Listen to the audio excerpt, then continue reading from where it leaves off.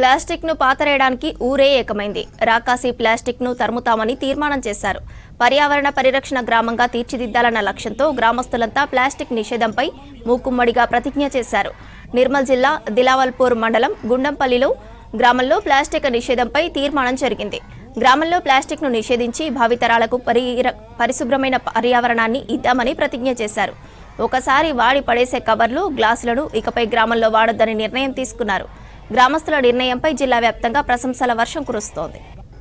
నేను నా దేశం యొక్క ఈ గుండంపల్లి గ్రామం యొక్క బాధ్యత గల పౌరుడిగా మరియు భూమి యొక్క బాధ్యతాయుత నివాసిగా నా రోజువారీ కార్యకలాపాలలో వాడి పడేసే ప్లాస్టిక్ వస్తువులను వాడనని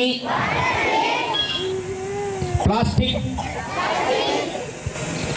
బ్యాగులు, స్ట్రాలు, ఫోర్కులు, చేతి పుల్లలు, ప్లాస్టిక్ ఇస్తార్లు, గ్లాసులు, బాటిళ్ళు వాడనని, దానికి బదులుగా పర్యావరణమునకు మిత్రులైన వస్తువులను వాడతానని, ప్లాస్టిక్ కాలుష్యం నుండి పర్యావరణాన్ని కాపాడే కార్యక్రమాలకు మద్దతు ఇస్తానని, అలాగే నా గ్రామాన్ని ప్లాస్టిక్ రహిత గ్రామ పంచాయతీగా తీర్చిదిద్దుతానని, ఈ రోజు నుండి ప్లాస్టిక్ వస్తువులు వాడనని